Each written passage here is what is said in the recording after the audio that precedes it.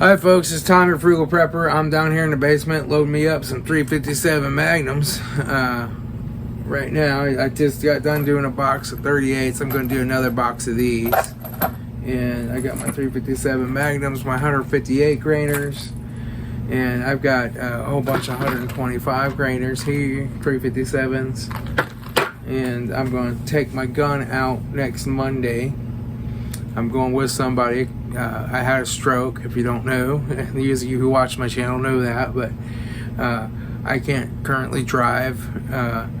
So I got somebody that's going to take me on Monday. So after I get done with my rehab on Monday, I'm going shooting. And it was my first time back to the range since my stroke. So I'm just going to take it slow and easy, sit down at the range if I need to sit down and shoot. But I love my little Taurus snubby. This is a gun I bought. I got this like 20 years ago. I traded for it. It was used. It's been back to Taurus twice and been repaired. And it's a wonderful gun. I love this gun. It's fun, especially with some good old heavy 357 magnums in it. Puts out a nice big fireball, and it lets you know you shot something. You know, I usually have to wear a band-aid on my thumb right here so that I don't rub the skin off of it. If I'm shooting like a full 50, and I'm going to shoot like a couple hundred, so you know, I gotta keep that. But I love this gun. It's a fun one to shoot, and I've shot it a lot. I mean, this is just. The last two times I was out shooting it, I shot this many 38s through it. And I got about that many 357 magnums I've shot through it too. Just from the last 2 or 3 times I've shot it. So, I do like to shoot it quite a bit. I mean, it's got a lot of rounds through it. And, it's like I said, it's had a broken sear and a broken spring or something in the trigger thing, and it's been back to Taurus twice and been fixed, and they always send it back in a couple months and it works again, so that's good. But I got my hollow point 158 grains. These are running 7 grams of powder. This is a 7.2 is the absolute max on this. So 7 grains of powder is really pushing it. And those are reloads.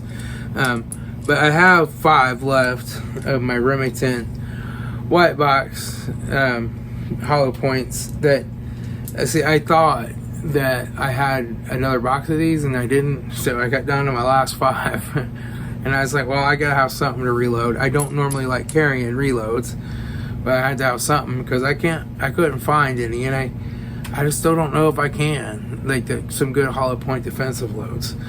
And these bullets actually came from reloads that I bought at a garage sale.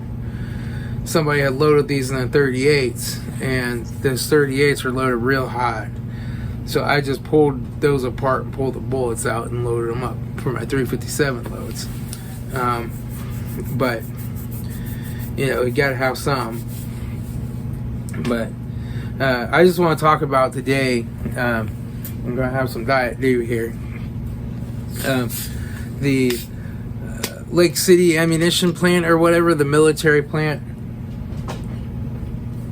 is supposedly not doing any more civilian ammunition. They're only doing government. That's completely untrue. They've had no change in fulfilling their civilian contracts.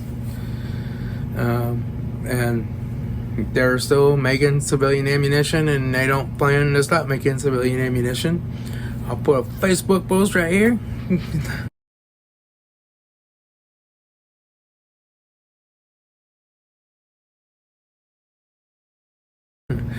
And so as you can see from that post, that explains it. You know, this is just something that got made up. So you can quit going out and hoarding all the 223 5.56. They're going to continue to make it. And they're going to continue to make the 9mm. The other thing I want to talk about is everybody's saying, oh, Vista Outdoors got bought. They make all the federal CCI spear, Remington, they got all that stuff. They got bought by another company, by some Czechoslovakian. Well, it's not just some Czechoslovakian. He owns a company, I think it's called CSG, but he owns he owns like Fiocchi. You know, he owns a lot of European gun companies. He makes a lot of ammunition. He's into guns in a big way. If he does purchase them, this will be a good thing. He's going to focus on just making ammunition. Vista Outdoors is really one of the sports stuff where they just had to take the ammunition. They didn't really care about it that much.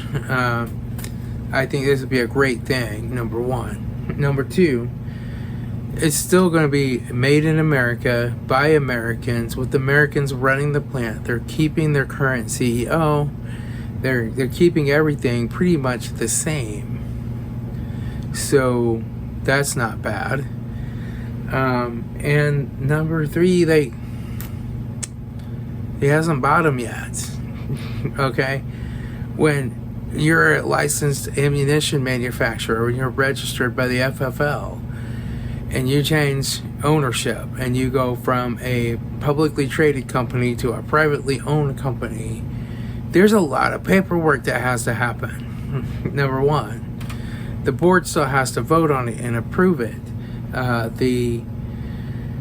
There's all kinds of stipulations in the sales agreement that have to be met, and anybody could back out until then, and this won't happen until mid 2024 if it happens.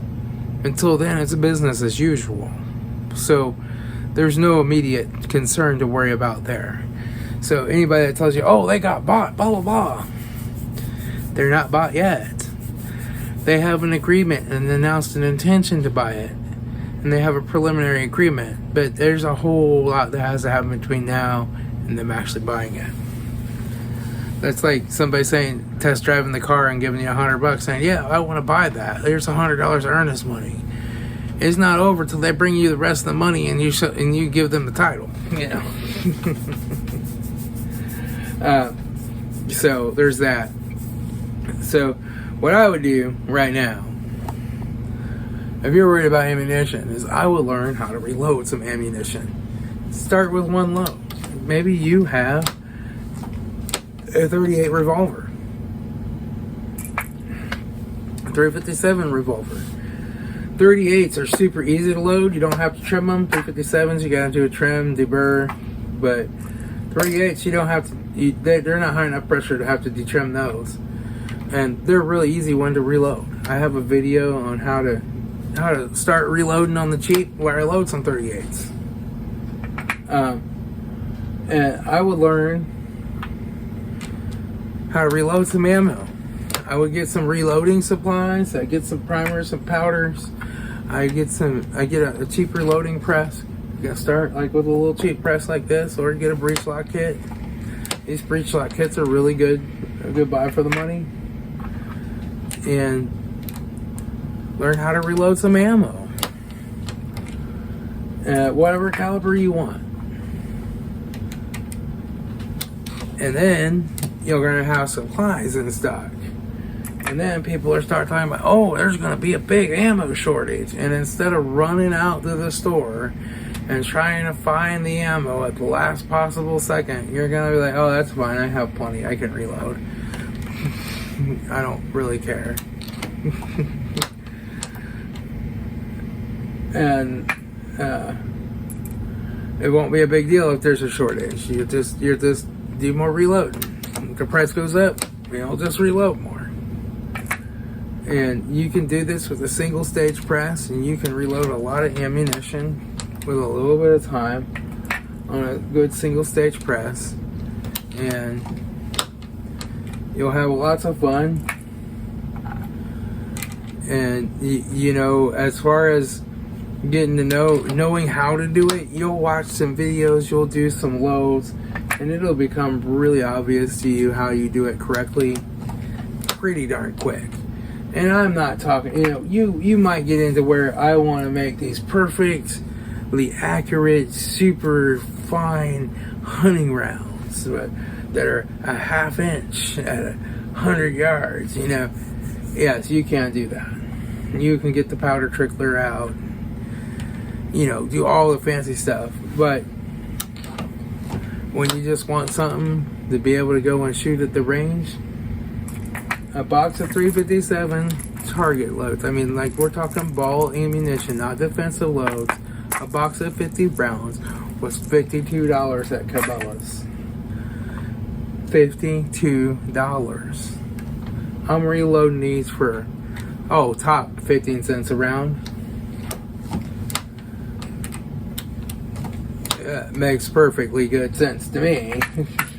That's why I'm reloading these, even with the current cost of primers.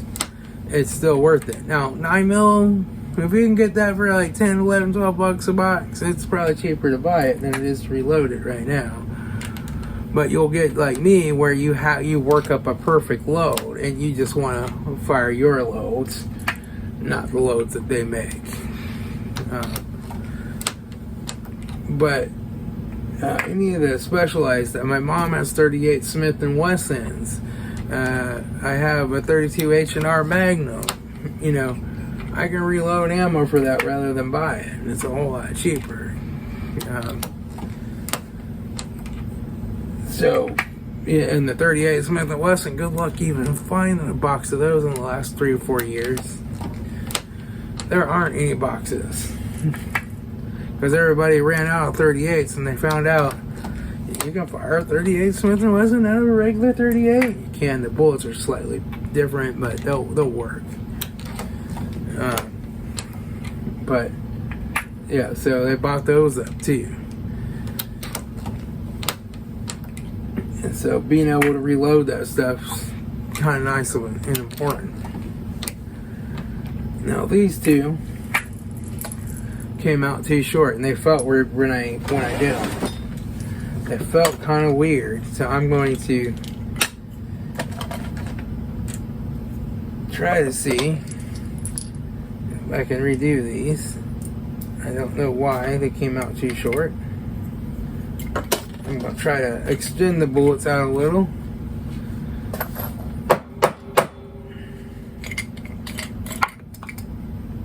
Yeah, we're extended. And now I'm going to just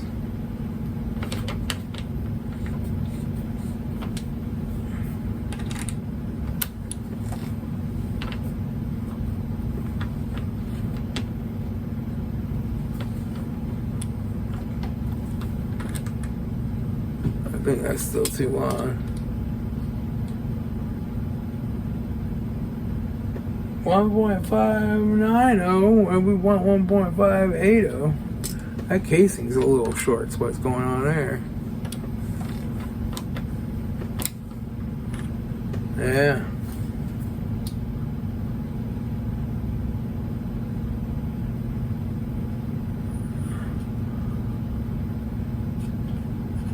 .785 will work. It's 7.5 to 8.0 is what I'm supposed to crimp these to. I like to get them at 8.0, as close to 8.0 as I can, but 7.8 will work.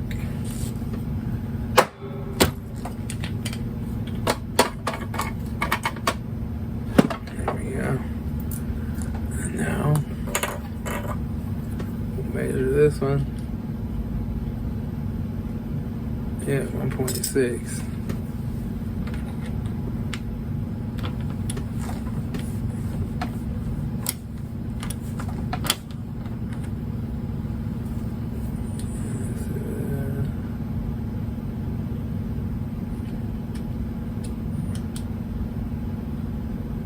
Seven.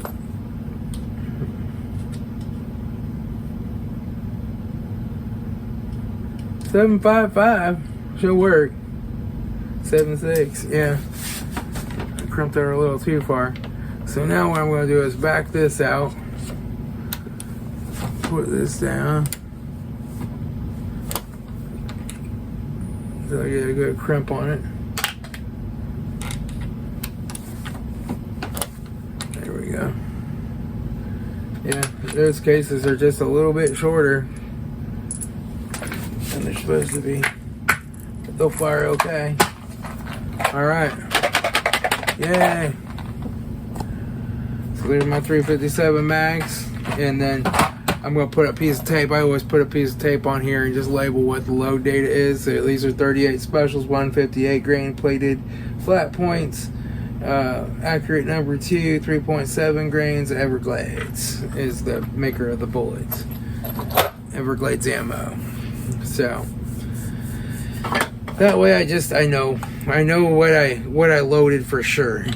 And I keep everything, all my loads, in a spreadsheet as well over here, so that I can always go back to them, and I just highlight the one I'm working on in yellow so I don't mix it up. But that way, I used to keep them like in here, but I just found it's easier to keep them in that spreadsheet and go off of that. So that's fun stuff. Fun stuff. All right. I guess I'm going to talk to you all later. I am going to go up and probably go to bed now, because I am tired and I could use some rest. I'll talk to y'all later. It's Tom, Frugal Prepper.